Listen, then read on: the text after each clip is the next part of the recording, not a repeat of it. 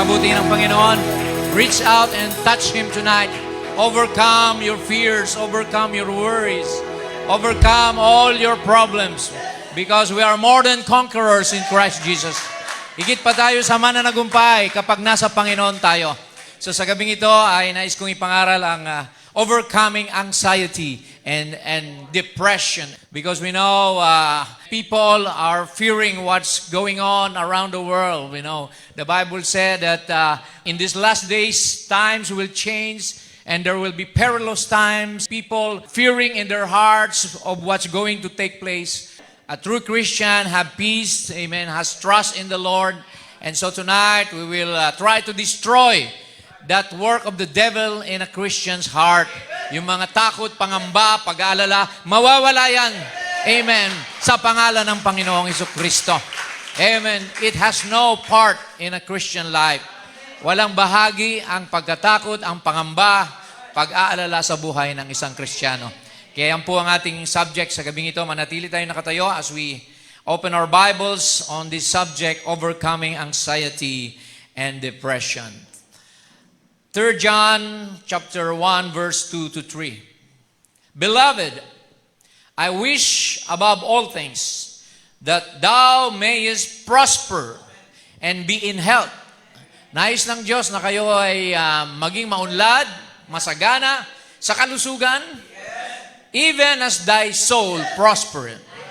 So both spiritual and physical, God wants us to prosper, not to worry, not to fear, but to be at peace with the Lord. For I rejoice greatly, sabi po ni John dito, when the brethren came and testified, nagpatotoo sila, of the truth that is in thee, even as thou walkest in the truth. Tayo'y lumalakad sa katotohanan, at ang katotohanan ang magpapalaya sa atin, sa lahat ng pangamba at takot. Amen. Tayo manalangin as we approach this subject with sacredness. Hallelujah. Father God, muli sa gabing ito, kami po ay iyong tinipon upang, Lord God, magsalo-salo muli sa iyong banal na salita. We're so happy, Lord God, to fellowship one with another again and to hear your word, Lord, because this is the food for our soul, Father. Lord, we know that the earth is groaning and the world is perishing, Lord, and people are hungering. But Lord, we are filled with gladness and joy because we know we have you in our hearts. Nandito ka sa feeling namin, Panginoon, at sinabi mo that we should never, Lord God, be troubled for you are with us, Lord God, and you have already overcome the world, and so will we do also. Thank you, Lord God, muli sa gabing ito, kami po ay iyong pasayahin. Lord God, bigyan mo kami ng kapanatagan, Panginoon, sa mga nagaganap na pagtaas ng presyo ng langis at mga bilihin, Panginoon. Lord, alam namin, Panginoon, di mo kami pagkukulangin, O Diyos. Nangako ka sa iyong mga anak na you will never leave us nor forsake us until the end of the world. And just as the sister testified, Lord, hindi ka naubusan ng kanilang gasul, Panginoon, just like the woman, Lord God, that fed Elijah, Father God, hindi na naubos yung kanyang, Lord God, lalagyan, sisidlan, Panginoon. And so, we believe the same thing for us because we are your children at hindi mo kami pagkukulangin. You feed the word, or rather, Lord, the birds, you feed them, Lord, without them working. How much more us, your children, na kami, Panginoon, Lord God, hindi mo kailanman titikisin, Panginoon. Thank you, Lord God. Comfort our hearts tonight, Lord. Give us hope. Give us, Lord God, purpose in what we live for, that we may know, Father God, how to fortify ourselves, how to fight a good fight of faith, how to defeat the enemy, Lord God. This is the devil who wants to steal our joy, to steal, Lord God, our comfort, our assurance, Lord. But we know you are true to your promises. Tapat ka sa pangako mo. You will supply all our need according to your riches and glory, whether it be financially, materially, physically, and spiritually. Bless your word, Lord, and forgive us of our shortcomings. And may you speak to us tonight again through your, Lord God, anointed word. In Jesus' name we pray. Amen and amen and amen. Praise the Lord. Hallelujah. Makakaupo na po tayo, mga kapatid. So this message, I believe, is very timely because people hilong-talilong mga tao ngayon. Ang iba ay di na maisip kung anong gagawin. Ang iba walang trabaho, natanggal. Yung ibang mga jeepney driver, nagwelga sila ngayon. Because of the high prices of oil and high prices of food and other necessities in life. So kaya naisipan ko itong talakayin sa gabing ito para ma-comfort po tayo mga kapatid. Binasa natin that God wants us to prosper. Amen. Hindi niya tayo ninais na pagkulangin, bagkus masagana ang buhay ng isang Kristiyano kapag tayo nakakatupad sa kanyang salita. The Lord said, "Seek ye first His kingdom and His righteousness, and all these things shall be added unto you." Amen. Sabi pa rito sa unang Thessalonica 5:23, God wants you to be well and to be whole. And the very God of peace sanctify you wholly. Tayo ay lilinisin, pakababanalin. And Paul said, I pray that God, your whole spirit, soul, and body be preserved. O yan. Be preserved blameless unto the coming of our Lord Jesus Christ. So ipipreserve tayo ni Lord na hindi tayo mapapahamak, hindi tayo mapapariwara, hindi tayo pagkukulangin, hindi tayo malulungkot o magwo-worry o matatakot man, because Jesus Himself promised that He will give us rest to our souls. Amen. Come unto me, all of you who are heavy laden. Sabi niya, and I will give you rest. How many are resting tonight in the Lord? Amen. Tayo ay, praise God, namamahinga na lamang sa spiritual na kalagayan. Amen. So, let's define anxiety, because our subject today is overcoming anxiety and depression. Sabi po ng dictionary, anxiety is a human emotion. Ito raw ay emosyon natin, characterized by feelings of tension. Natitense tayo kapag may anxiety ka. Or anxious. Alam niyo yung anxious, you have worried thoughts. May mga pangamba, pag-aalala sa iyong isipan.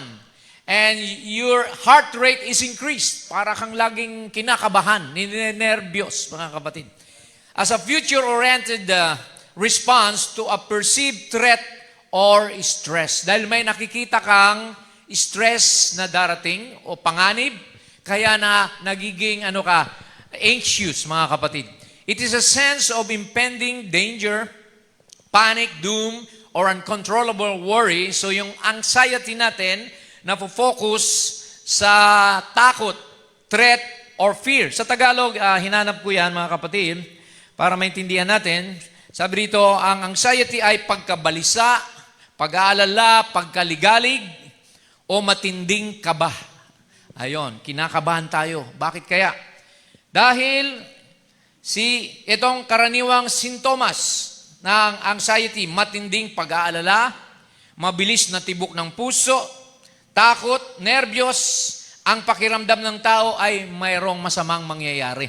So you're still anticipating na baka ganito, baka ganyan. So that's anxiety. Pagiging hirap mag-focus.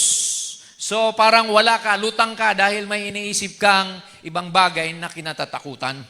At nagiging irritable. Ayun daw po. Pagka meron kang problema, di ba, nagiging irritable ka. At sabi rito, physical na sintomas nito ay ang mabilis na tibok ng puso, palpitations, pagpapawis or pagpawis, panginginig, pananakit ng dibdib, hirap sa paghinga, pagkahilo, at minsan ay pananakit ng tiyan. So yan po pala ang dulot nito. So I believe na bilang tao minsan ay nangyayari ito sa atin. Amen po ba? Amen. Hindi natin maiwasan na magkaroon tayo ng mga bagay na pinangangambahan. But the Lord promised us not to worry. Amen. But to cast your care upon Him, for He careth for you. Amen. Huwag tayo mag-alala dahil mahal tayo ng Diyos. Just pray and make your request known unto God. With prayer and supplication and with thanksgiving, sabi ng Bible. And God will transcend, amen, your peace na hindi may paliwanag na anuman mangyari, alam mo na hindi ka iiwanan at pababayaan ng Diyos. Amen. What is depression? Ito naman ay isa pang kataga na sabi dito, ito is serious illness.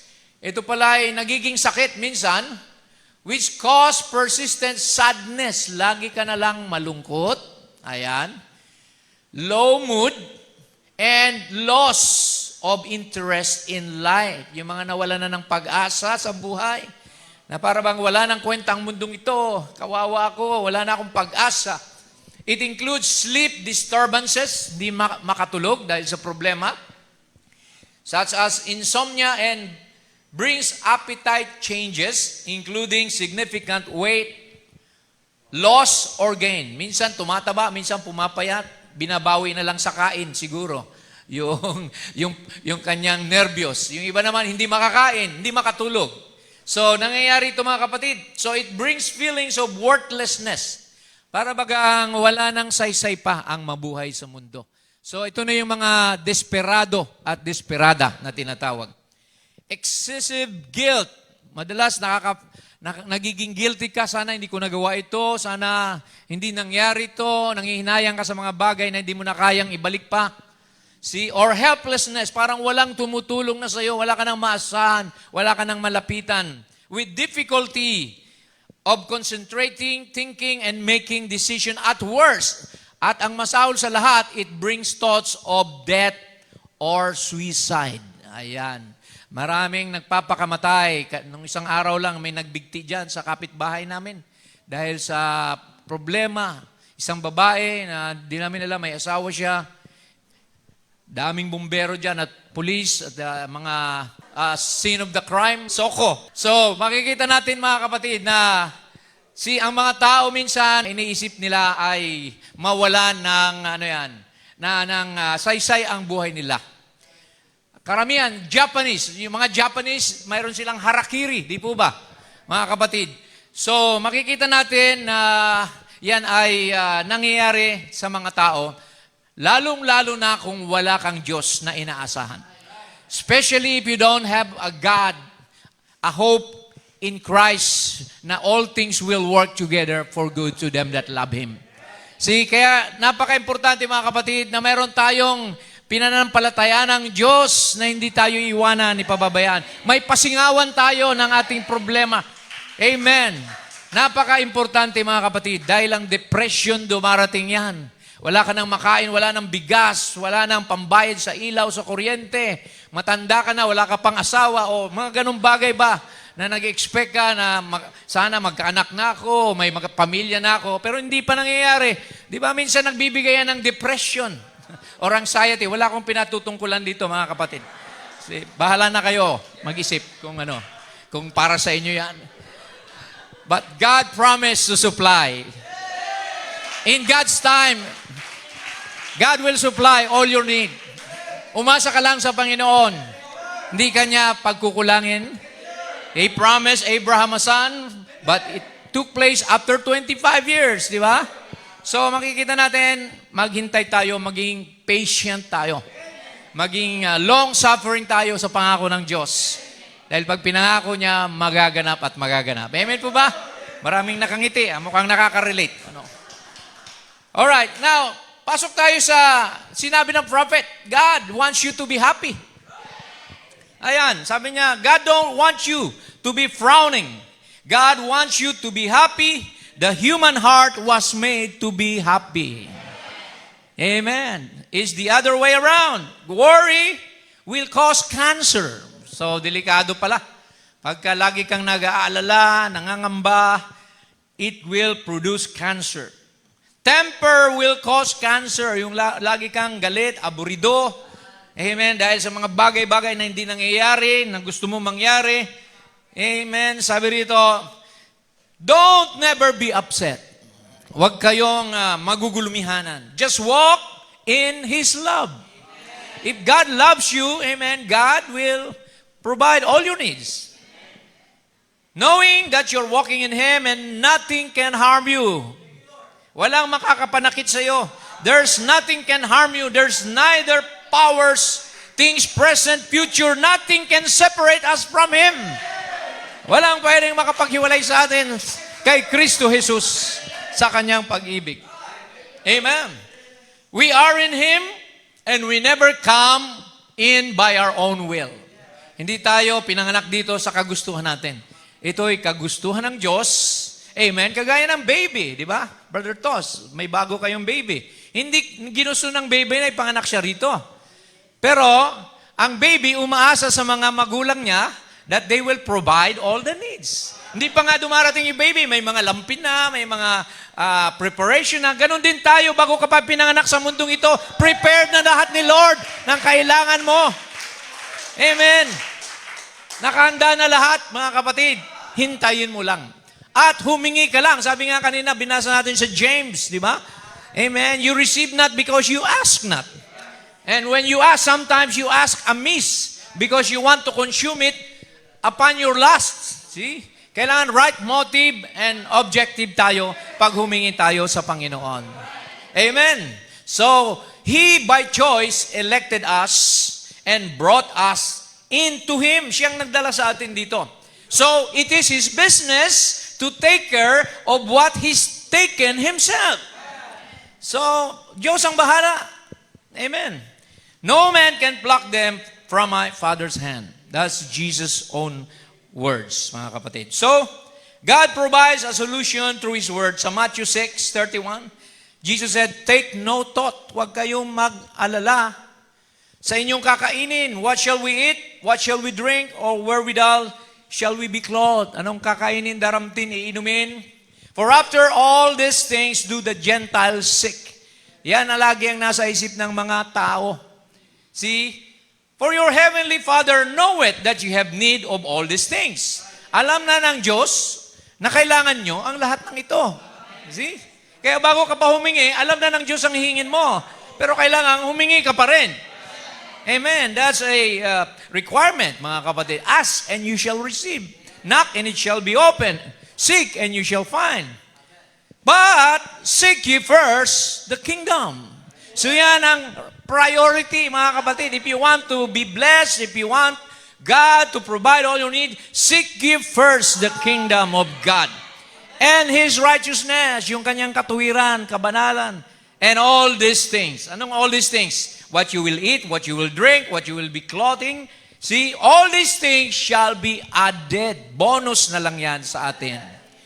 Therefore, take no thought for tomorrow. Pag sinabing take no thought, don't worry of tomorrow, for tomorrow shall take thought of the things of itself.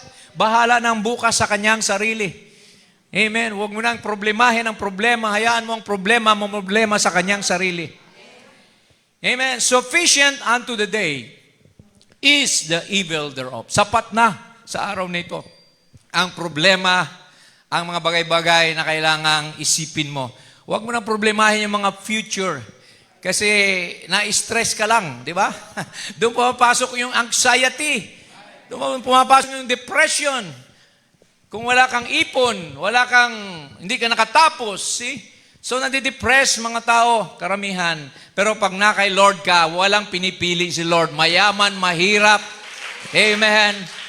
Matanda o bata, kapag umasa ka sa Kanya, amen, He will provide all your need according to His riches and glory. Tuloy natin, mga kapatid. Jesus said, Matthew 11:28, bibigyan ko kayo ng kapahingahan. Come unto me. Yan ang paanyaya ni Lord. It's an invitation. All ye that labor, kayo na mga napapagal, and are heavy laden, kayo na mga mabibigat ang dalahin, and I will give you rest. Bakit? Siya nang magdadala para sa iyo. See, take my yoke upon you and learn of me, for I am meek and lowly in heart, and ye shall find rest unto your souls. For my yoke is easy and my burden is light. Magaan ang dalahin kapag katuwang mo ang ating Panginoon. Amen, praise God. Hindi tayo dapat mamroblema. Hayaan yung problema nyo, ilagak nyo sa Kanya. Because the battle is not yours, the battle is the Lord's. May kaaway ka, may galit sa'yo, may problema kang, ipaubaya mo sa Panginoon. Magmahal ka lang, magpatawad ka lang. But the Bible said, vengeance is mine, said the Lord. Kaya siya nang bahala, mga kapatid. We don't worry, we don't fear, because God will take care of all our needs. Amen po ba mga kapatid? Okay, let's move on to 2 Corinthians 5:17. Pag ikaw ay bagong nilalang na, pag ikaw ay na-born again na, because Jesus said, except a man be born again, he cannot enter into the kingdom of heaven, ikaw ay bagong nilalang na. All things are passed away. Yung mga kahinaan mo, lahat ng kasalanan mo, pinatawad na yon, nilibing na ni Lord yon sa dagat-dagatan ng pagkalimot. Amen. And behold, all things have become new. You are a new creation in Christ. Once you are born again. If you're a Christian, amen, you don't have to worry because lahat ng bagay babaguhin ng Panginoon. You will have a new start in life. Kung ang dati mong buhay magulo, dati mong buhay masama, dati mong buhay ay mahirap, ngayon, pag nasa Panginoon ka na, everything will be provided for you. God did not promise a bed of roses. But He said, sa trial, sasamahan ka niya. Sa hirap at ginhawa, sa karamdaman o kalusugan, sa kasaganaan, sa kahirapan, magsasama tayo with our Lord. Just like a married situation or a married life, mga kapatid. So, sabi ng Panginoon sa Ezekiel 36:26, a new heart also will I give you. Isang bagong puso na. Puso na hindi na dapat matatakutin, kundi isang puso na umaasa sa Panginoon. Praise God. And a new spirit will I put within you. So bago na. And I will take away the stony heart of your flesh, and I will give you a heart of flesh. So yan po ang ibibigay sa atin ng Panginoon, isang pusong masunurin sa Panginoon, hindi na isang puso na tayo lang ang nagdidesisyon para sa ating sarili. Amen. So napakalaga nitong bagong simulain sa Panginoon. Amen. Hindi ka na dapat pa mag-worry, hindi ka na dapat matrouble kasi sagot na ni Lord ang lahat. Hindi na ikaw namumuhay sa sarili mo, siya na ang namumuhay.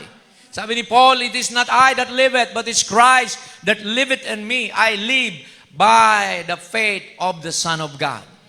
Amen. Now, may mga sinabi dito si Brother Branham about new start. A new start in life. Sabi niya rito sa Kadesh Barnea.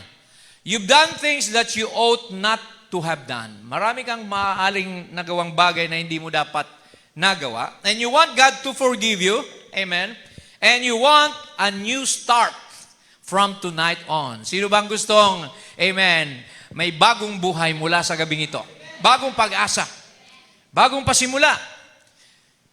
You will make your decision for God right now and say, I will do it. Will you raise your hand? God bless you. Sabi ng prophet sa Kadesh Barnea. May dalawa pa siyang quotation dito, mentioning the word new start. Sabi niya sa condemnation by representation, worship Him in the sweetness of the Holy Spirit. Napakahalaga ng worship, mga kapatid. Amen. Doesn't it do something to you? Just cleanse you out, gives you a new start, and brings you back to the Word. Ito ang tunay na pag-asa. Ito ang tunay na sandigan, amen, upon this Word. Amen. Dito tayo, upon this rock, I will build my church. And the gates of hell can never prevail against it. Sabi pa niya sa Fellowship by Redemption, from this hour henceforth, Lord, I believe something has happened in my heart this morning. Has given me a new start. Ayan, mga patutuo ito ng mga kapatiran. Right now, I believe it's something past, peace in my heart. Sinong may mga peace sa kanilang puso sa umagang ito? So, napaka-importante ang kapayapaan. See, dahil ang Kristiyano, you don't have to rely on yourself or anyone else. Trust in God. Sabi nga ng Diyos kay Moses, be still and know that I am God. Pag sinabing be still, relax ka lang. Amen. Huwag kang mag-worry. Amen. Huwag kang mag-tantrums. See, be still. Praise God.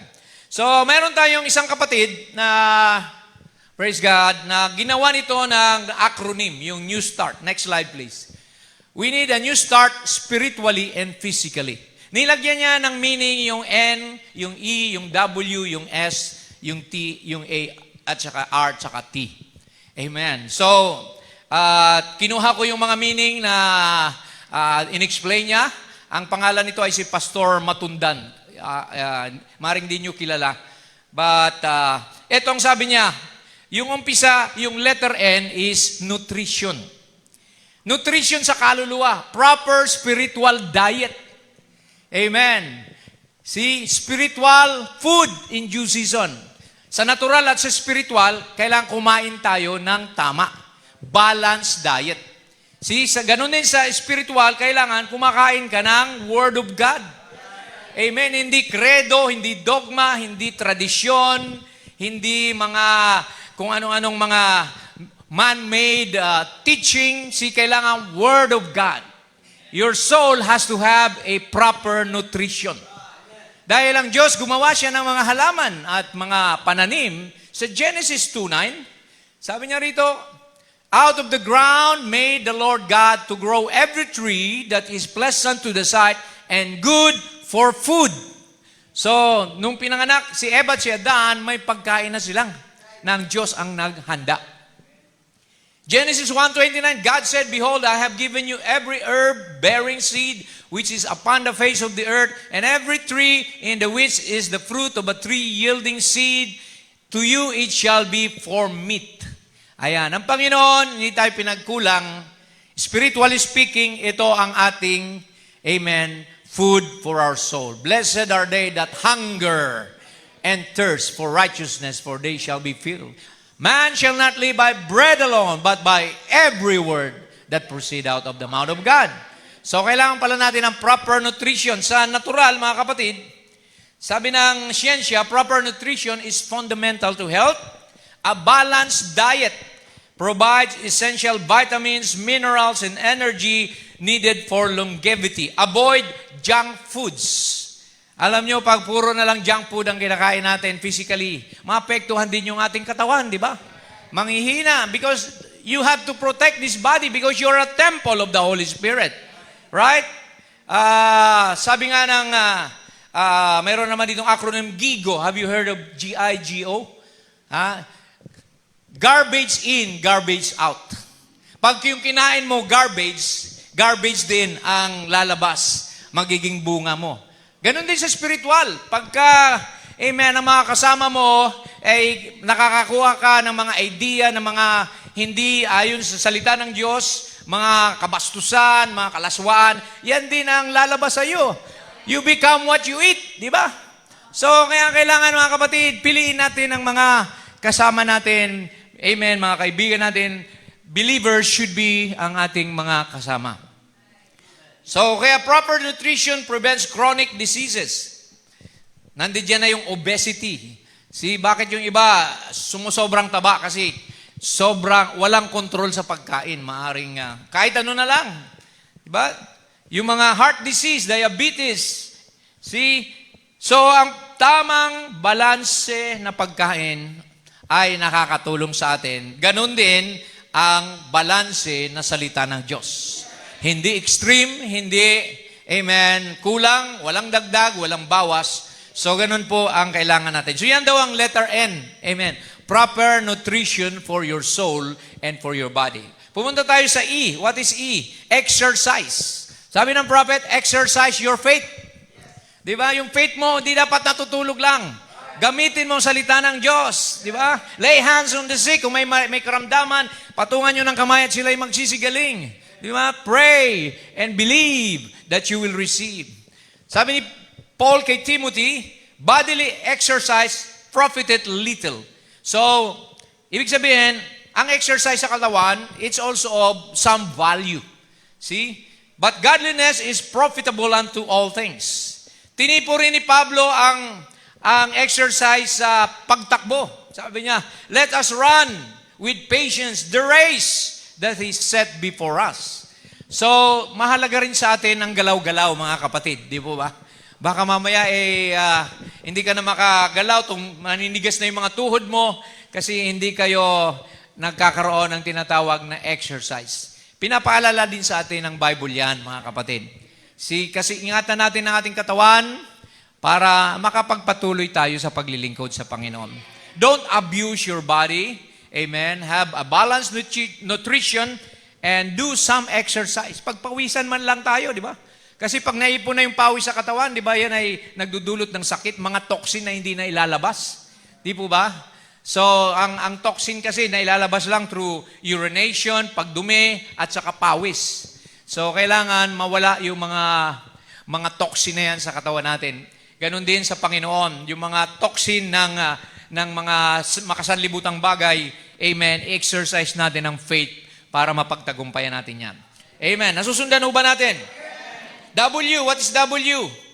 Amen. W, or let's read first the natural importance of exercise. Hinanap ko, sabi dito, bodily exercise strengthen the heart, improves circulation, manage blood pressure, improves cardiorespiratory fitness and blood flow, with walking being the most accessible and recommended starting point.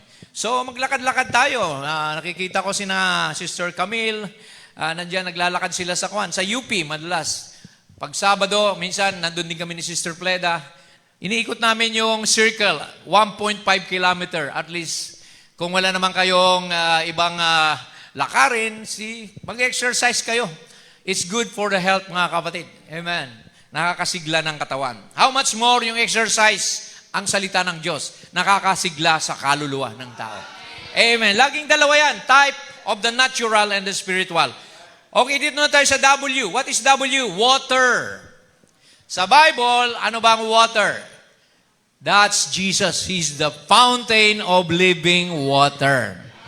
Amen. The Bible tells us of God's ability to refresh us. Refreshing is brought to us by the Holy Spirit. Amen. So kaya kailangan natin ang tubig. Sabi ni Jesus, whosoever drinketh of the water that I shall give him shall never thirst. But the water that I shall give him shall be in him a well of water springing up into everlasting life. So tubig, mga kapatid, mahalaga, spiritually speaking, and naturally, ang tubig daw ay crucial for health. It acts as a foundation for bodily function. Pag kulang ka sa tubig, ano mangyayari? Madidehydrate ka, magkakaroon ka ng fatigue, kidney stones, maninigas yung mga bato mo, and cognitive issues. See, so water supports digestion, skin health, physical performance, and it regulates body temperature and removes waste from your body. So napakahalaga po ng tubig. Ilang baso sa isang araw bang recommended? 8 glasses a day at least, para magandang circulation. Sa Panginoon, mga kapatid, amen, hindi lang 8 glasses, kundi unlimited, mga kapatid, ang supply of water ni Lord. Amen? Nasusundan natin. Maganda, di po ba? Okay, mayroon pang 5. Start. S is sunlight. Jesus is the sunlight of God. Tama? The Son of God. So spiritually speaking, we must expose ourselves to the light of the Son of God. Walk in the light as He is in the light, and then we have fellowship one with another, and the blood of Jesus Christ, His Son, cleanses us from all sin. So napakahalaga ng sunlight. Pagka hindi ka na initan, anong mangyayari sa'yo? Mamumutla ka. Di ba? Sunlight is very important. So, mag-take ka man ng vitamin D, iba pa rin yung naiinitan ka. Amen. See? So, light in physical meaning ay mayroon siyang benefits, ang sunlight sa ating katawan. It improves your longevity for bone, immune, and brain health that contains vitamin D. Improves sleep quality. So, kung hindi ka makatulog, magpainit ka, kapatid. And it brings melatonin, sabi dito. And it promotes a healthy eye function and aging in children.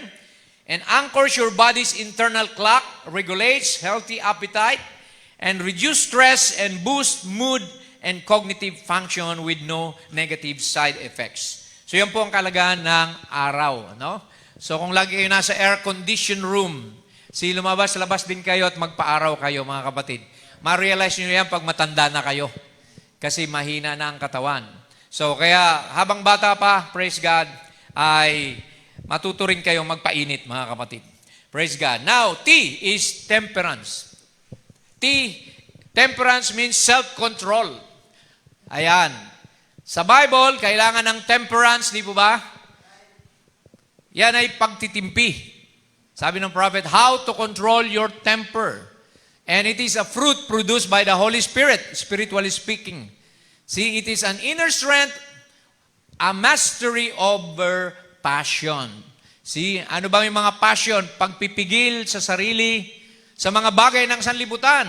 The lust of the flesh, the lust of the eyes, and the pride of life. See, kailangan mayroon kayong pagpipigil sa sarili. Amen? Temperance is the opposite of self-indulgence, greed, and gluttony. Ano ba yung gluttony? Si pagiging masiba, kung sa Tagalog, no? So, imbis na patikim-tikim lang, gusto ubusin na yung pagkain. Di ba? So, lalo na yung mga dessert, minsan, yung sweets, masama na sa atin, lalo na yung mga matatanda. Pero hindi mo mapigilan yung sarili mo. Di ba? Yung lechon. See? Nawala na yung temperance, yung pagpipigil sa sarili. Kaya, napaka-importante yan, mga kapatid. Dahil yan ay magbibigay sa atin ng tinatawag na average or standardized eating habits. And in everything, baka sa mga sapatos, imbis na isa lang gusto mo, 3 pang binili mo, mga gamit sa bahay, cellphone, 2, 3, may 3 cellphone. We must have control in everything, mga kapatid. Hindi masama na magtipid tayo, di po ba? Amen. So ngayon, pumunta na tayo sa susunod. Air, letter A. Air, napaka-importante ang hangin. Saan nag-umpisa yung breath of life in the Garden of Eden? Hiningahan ni Lord yung nostril ni Adan and he became a living soul. Amen. At yung air na yan, the breath of life, is also compared to the Holy Spirit. Remember, on the day of Pentecost, there was a mighty wind. Amen, na dumating, mga kapatid. Si Brother Branham, nung siya ay gusto niyang humipo doon sa alak at sigarilyo, may malakas na hangin.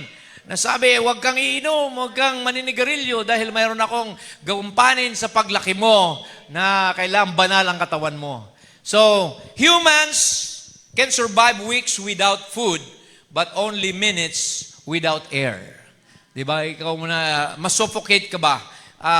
Patay tayo kaagad, mga kapatid. Diba? So, it is critical for respiration in animals and photosynthesis in plants. So, oxygen helps the body kill bacteria, viruses, and parasites. So, natural and spiritual, mahalaga yung air. Ang mahalaga, una, mabaptize ka ng Holy Spirit.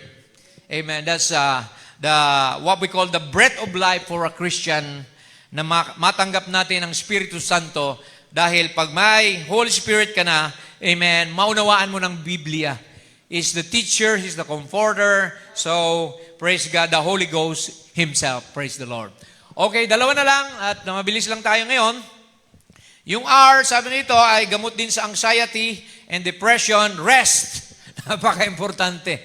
Kapahingahan, pagpapahinga. Hindi lamang sa spiritual. Kung ang Panginoon nga nagpahinga, di ba? God rested on the 7th day. Hindi ibig sabihin na pagod ang Diyos.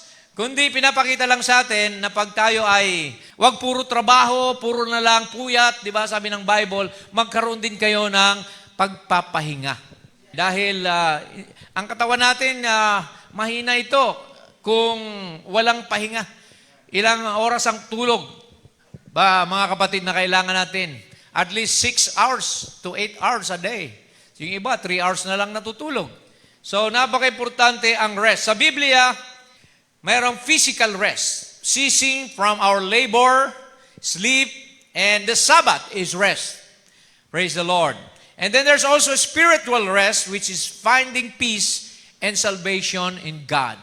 Binasa natin kanina, Jesus said, "Come unto me, and I will give you rest." Mentally and emotionally, trusting in God, resulting in peace of mind. Ayan. Peace of mind. Wala kang problema, hindi ka natatakot.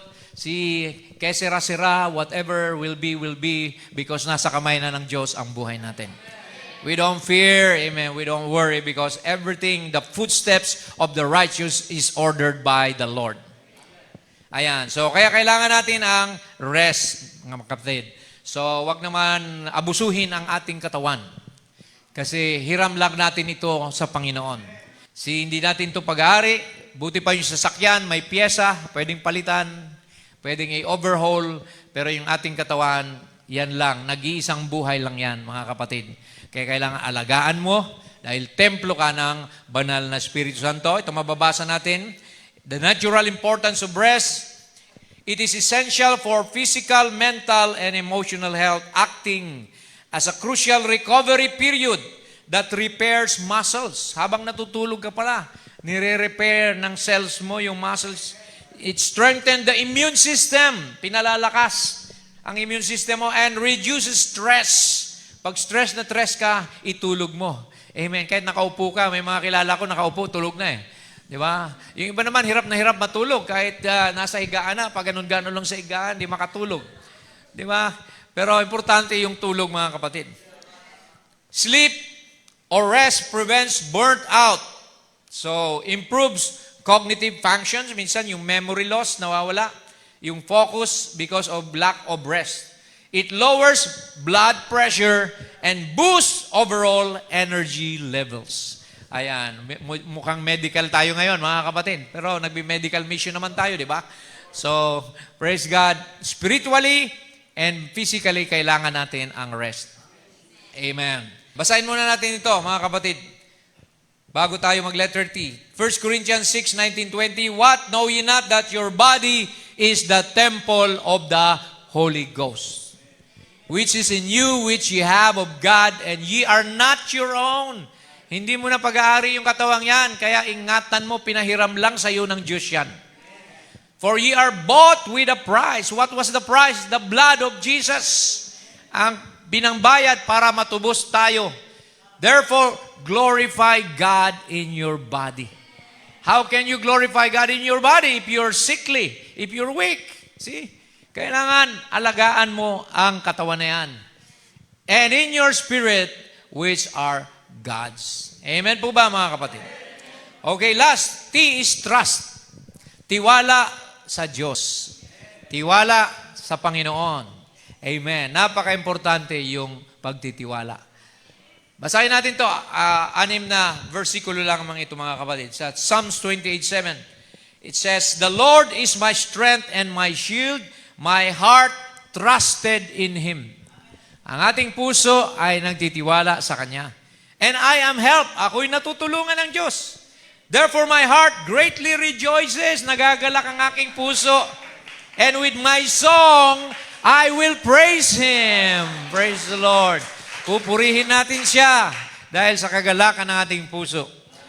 Psalm 32:10, Many sorrows shall be to the wicked, but he that trusts in the Lord, mercy shall compass him about. Nakasunod lagi ang habag at biyaya ni Lord. The mercy of the Lord endureth forever for His children. Psalm 37:3, Trust in the Lord and do good. Gumawa rin tayo ng mabuti.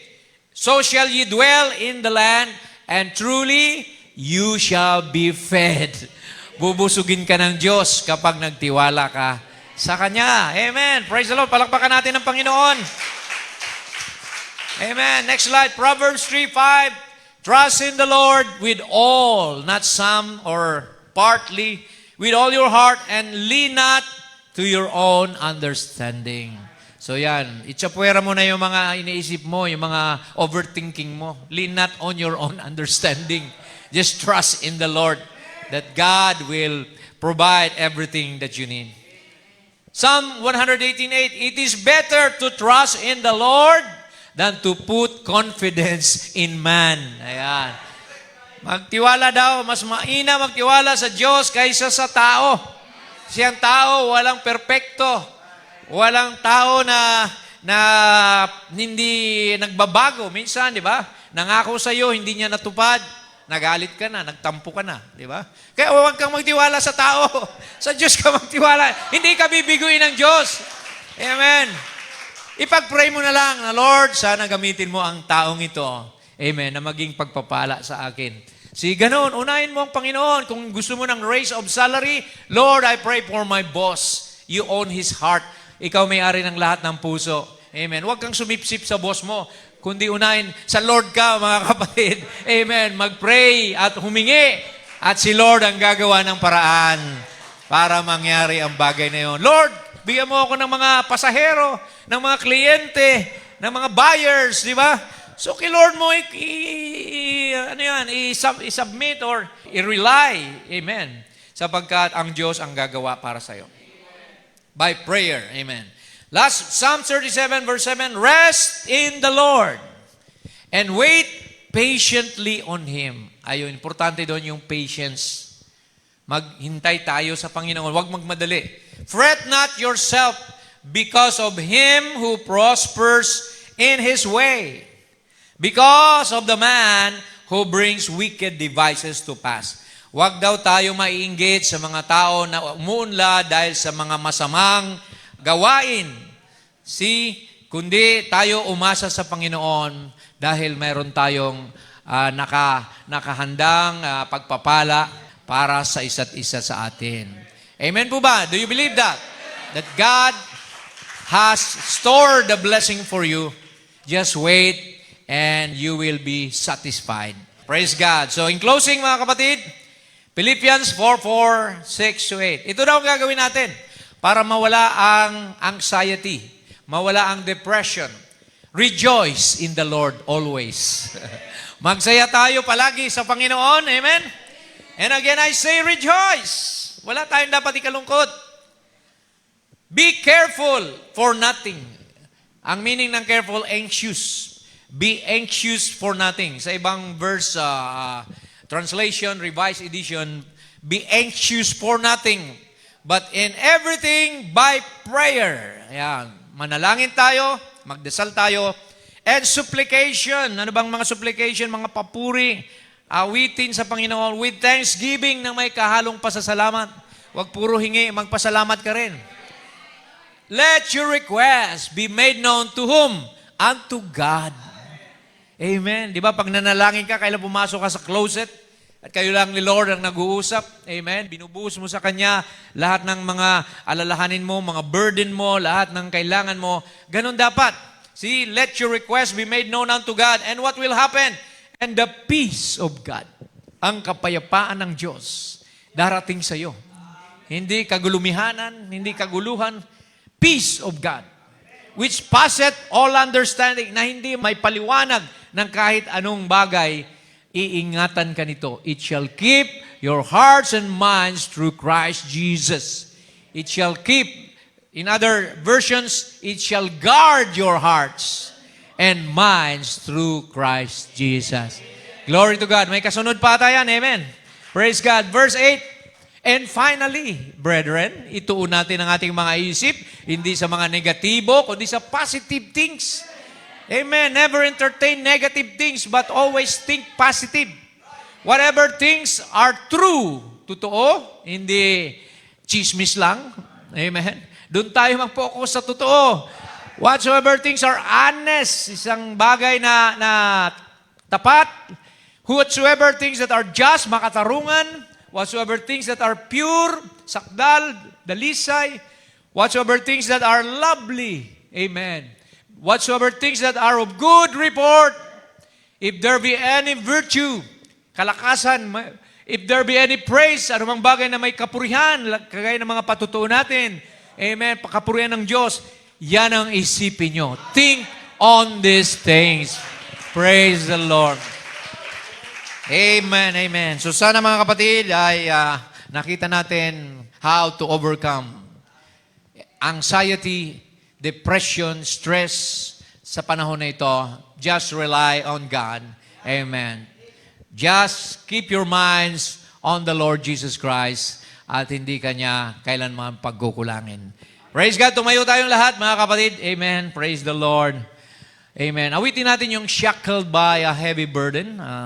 He touched me. Amen. Awitin po natin yan, mga kapatids. If you need a touch from the Lord tonight, to touch your body, to touch your finances, to touch your whatever you're going through, business, or job. See, let's sing this song. He touched me. Amen. Shackled by a hand, be burdened